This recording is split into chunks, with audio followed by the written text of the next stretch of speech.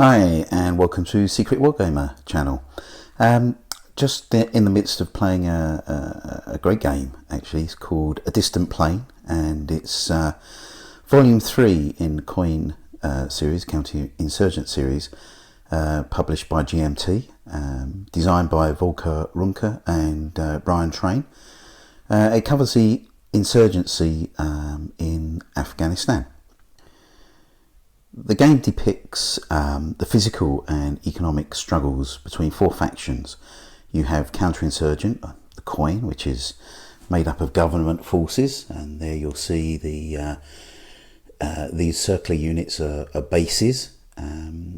Here you have troops, dark blue and light blue are police.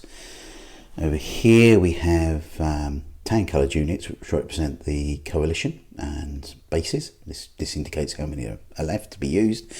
And then you have the insurgents. So here you have warlords. So basically there's a sort of militias, the drug growers. You can see they're the green units and the ones with this kind of poppy shaped sort of emblem on it.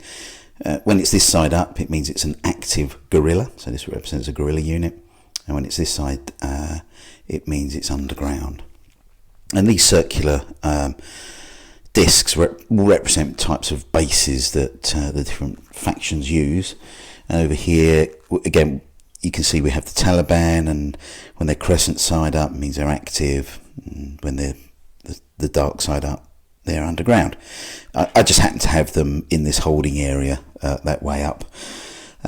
You may have noticed some little red pawns on the board. They're just markers to show you where you've conducted an action or what have you. So the game is really designed for 4 players, but can be played solitaire using what seem to be called bots to manage the non-player factions.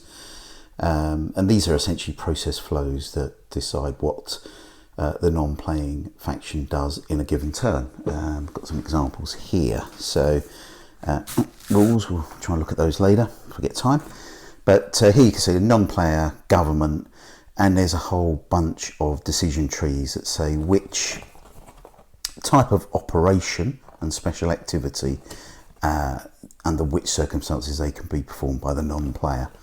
For the player, so in this case the coalition, you can see the operations here that they can perform are down this side, and then there's special activities which can be linked to various operations. So let's take this one for example. Surge is a key one for the coalition. It's a way of bringing forces from your sort of available forces pool up there onto the playing area. And you can then link that with, say, train, and that is a process by which you can augment government forces under certain conditions. So here we've had a train event, you see, and there's brought on a number of troops and a number of police units. Okay, so I mentioned earlier, or may have not mentioned earlier, but anyway, in case not, it is a card-driven game. Now, unlike most card-driven games that I've been familiar with, each player doesn't have their own hand of cards. What you have is one card that is in play, so and on display to everyone. So in this case, it's a card called Karzai, and this could be an event that the coalition could choose to play, or this could be the event that the insurgents could choose to play. They play the ones in the darker box, or they could not do that and they could take an action. Right? And actions, as usual, cost kind of resource points and what have you. So the type of action that the government could take is to train. So as I mentioned earlier, bringing on more forces. They could patrol, so they can protect areas like these. These are lines of communication here, and they have an economic value. That number is a economic value which when we come to work out victory, that's when those are taken into account. Now, you have I mentioned a card in play, and these symbols here correspond to the different factions, and they show the order in which the factions play the card. Once a faction has made their play, either the event or operation, they're placed in this tracker, and what they've done then determines what's available for the next player to do. Okay, so only 2 get to play the card in any one turn. You would then move this card down, that becomes the playing card, and flip the next one over. Now this gives each player an opportunity to see what's coming next, so they can plan their move, they could take a pass and what have you. Let's have a little look. What do we want to talk about? Propaganda cards. You can see that's the next one to be played. So these are a bit like the scoring cards in Twilight Struggle. I pinched that saying from another video I've seen, which I thought kind of made these things make sense. So you look at whether victory conditions have been met, whether what changes to make to a player's resources, because naturally you expend resources to do different things, population support, whether you can redeploy your units, and then you reset everything. So these would all move over after it's played to be eligible for the next card. I don't go too deeply in the rules. I'm still kind of getting grips to them myself. What I've kind of makes me think about chess, this game, a little bit, insofar that it's actually pretty straightforward set of rules. There's only really only about 11 pages worth that you want to get to learn for a multiplayer game. What's key is the playbook, which, as you'd expect, gives quite detailed, examples and playthroughs, and you have to, without a doubt, use both together if you're to understand and play this game and get the most from it. I've reset it a few times, usually because I've kind of forgotten to do 1 or 2 little things and it's just bugged me. But it's good in that as well, that it's a slightly abstract type game, in that the cubes and the cylinders represent forces. And now I don't know whether this cube here, as an example, you don't know whether that's the 101st Airborne or the Parachute Regiment or whoever, but it is a projection of force by the coalition. I quite like that. I don't know if that would appeal to everyone, but in a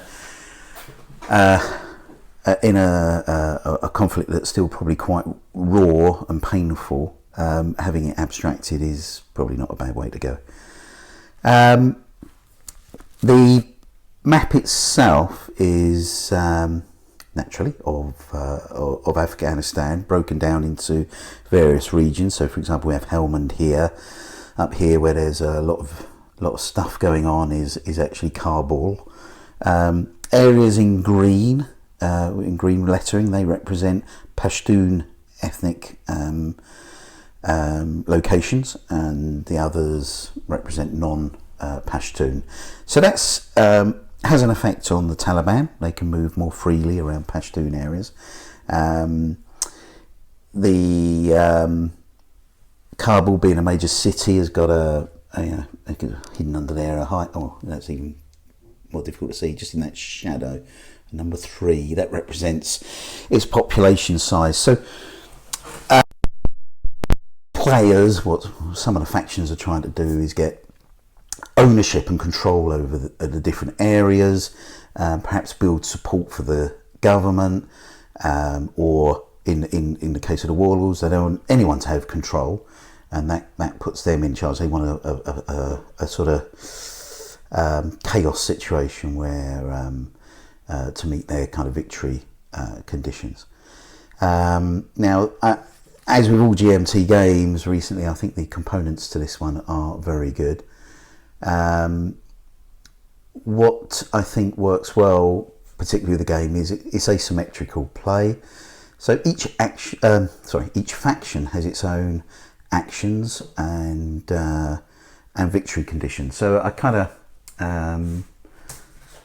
looked at this player aid earlier, and you can see, okay, so we have train, patrol, sweep, etc. for the coalition, which are actions. They can do airlifts and airstrikes, etc. And warlords, well, they would rally, so that's a way of developing their friendly forces. They can cultivate, so they're growing more stuff, and that gives them, you know, bases and what have you. March, they can move from location to location. Traffic is essentially selling their gear, and they can get different kind of resource results from that, and increases to their results. Suborn is kind of to neutralize enemy units. So there's other things that each player, or in this case, in my case rather, the solitaire rules control players can do, and I think that's quite interesting. I like that. As I said earlier, the rules are succinct, but you do need to use the playbook to understand what you need to do. And I would also recommend watching some other videos. You won't learn much about the rules from this one. It's meant as an overview, but there are some good ones out there. For me, what didn't go so well is how long it took me to actually figure out how the system works. And the bots can be quite difficult to use, right? So it's not always clear exactly how the decision to do an action for the bot should be applied, or at least not to me, right? I'm just talking about my own experiences here, but that's not surprising, right? Because try and write a process flow to decide what a side should do is I should say, I would imagine, extremely complicated. And you know what? If you get really stuck, I just apply well, what would I do? So I would say this isn't one of the easiest games to start on if you're new to wargaming, but I actually would recommend players to have a look at this coin series. It covers everything from the sort of civil war in Colombia to the insurgency in Vietnam, which is one I'm itching to play. And it also has a Roman era game, which is around the conquest of Gaul and or more to the point, the insurrection by the Gauls. So it's quite diverse. Okay, so I recommend the series. I certainly recommend A Distant Plain. If you are totally new to it, though, maybe something I'm hearing, Falling Sky or Cuba Libre are fairly straightforward, or more straightforward introductions to the series. But with a bit of help from Board Game Geek, with a bit of help from YouTube, I think most players will be able to cope. So I hope you found this useful. It's been a while since I've posted a video, so I'm kind of well out of practice, and there's probably lots more I should be saying about this game. But I would direct you to have a look through YouTube and Board Game Geek, and that'll give you better flavour and before you make a purchase. Cheers.